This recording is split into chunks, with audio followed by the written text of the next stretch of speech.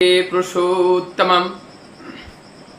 परम दयाल श्री जी ठाकुर जी के पास एक भक्त आते हैं और आकर के एक ऐसा प्रश्न पूछते हैं कि जीवन ये समस्याओं के अंदर भरा हुआ है और इस भरे हुए समस्या के अंदर से हम त्वरित गति से कैसे डिसीजन ले सकते हैं।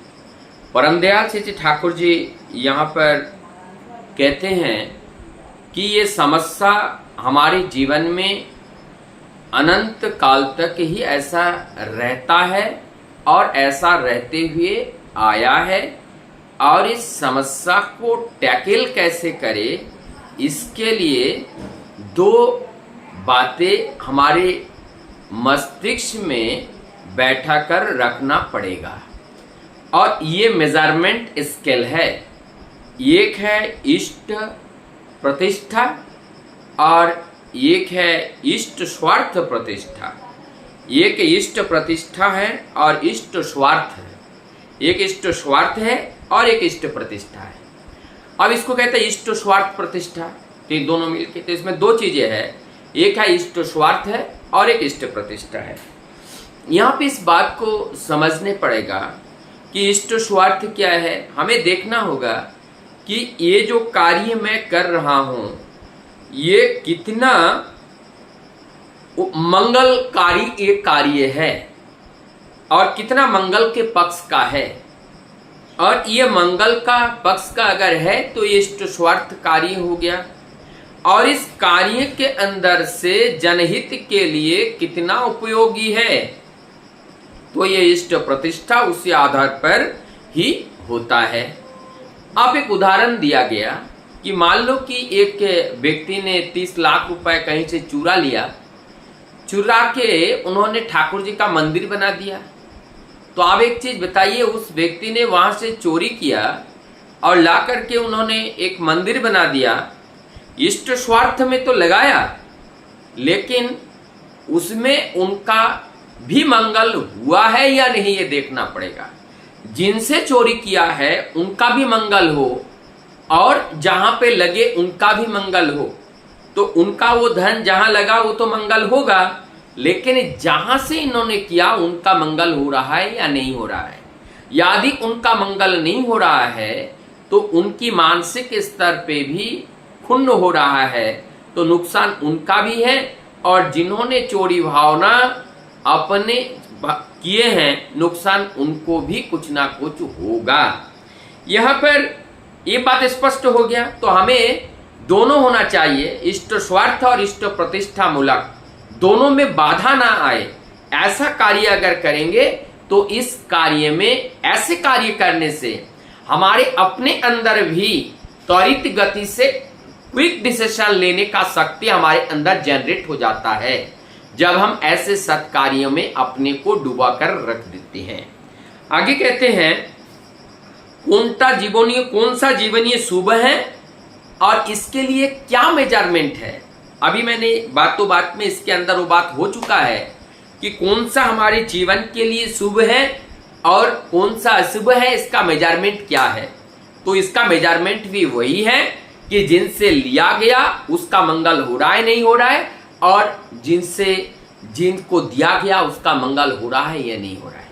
इसके परिप्रेक्ष्य में एक प्रश्न आता है, जैसे हनुमान ने उस बाण को चोरी किया और वो चोरी किया प्रभु के लिए किया, लेकिन उस चोरी करने से रावण का भी भला हुआ और इधर भगवान प्रभु का सेवा हुआ, तो दोनों कार्य एक साथ हुआ। इसीलिए हनुमान का ये जो चोरी है, इस चोरी में कोई किसी भी प्रकार का दोष यहाँ पर नहीं लगा। और इसे और आगे कहते हैं, और आगे की फिर एक प्रश्न पूछते हैं ठाकुर, शांतिदा प्रश्न कर रहे हैं, ठाकुर ऐसा हो कि हमारे जीवन में कोई ऐसा जल्दी भी करे और गलती भी ना हो।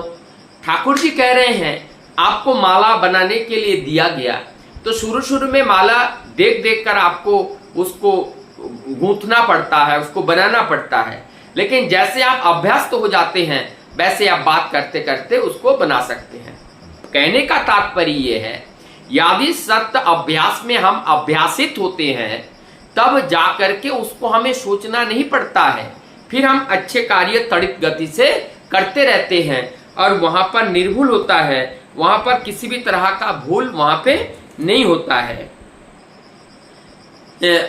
और फिर और समस्या आती है, हम लोगों ने देखा अच्छे कार्य जब हम करने जाते हैं उस समय अनेक बाधा आता है और उस बाधा को कैसे अतिक्रमण करें, और वो बाधा अतिक्रमण करने का एक और एकमात्र रास्ता है कि हमारा लक्ष्य केवल वो इष्ट की ओर रहेगा और हमारी चिंता, हमारी विचार, हमारी भावना और सब यानी स्वार्थ और प्रतिष्ठा दोनों एक साथ होकर के हमारी उस सत्य के प्रति जब रहता है तो यहाँ पर कोई भी बाधा उत्पन्न नहीं कर पाता है।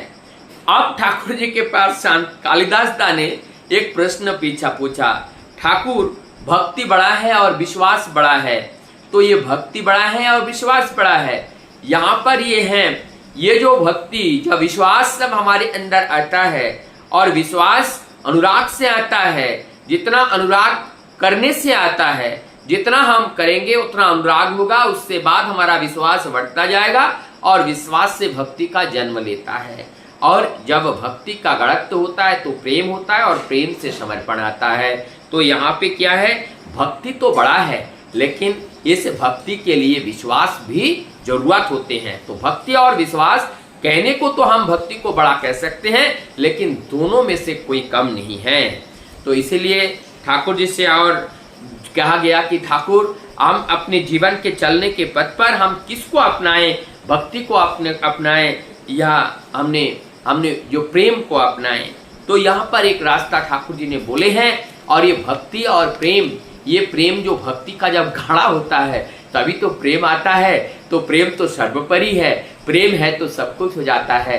तो प्रेम का उदय अपने हृदय में करने के लिए ये सारे मैकेनिज्म होते हैं। लेकिन कुछ लोगों में भक्ति का वो बिना कुछ ज्ञान से वो केवल भक्ति करते हैं, उसके हृदय में वो जो भक्ति है वो पूर्व से उनके अंदर वो भक्ति है, वो ठाकुर जी की दया से, परम पिता की दया से ऐसा उनके अंदर होता है, तभी वो भक्ति कर पाते हैं।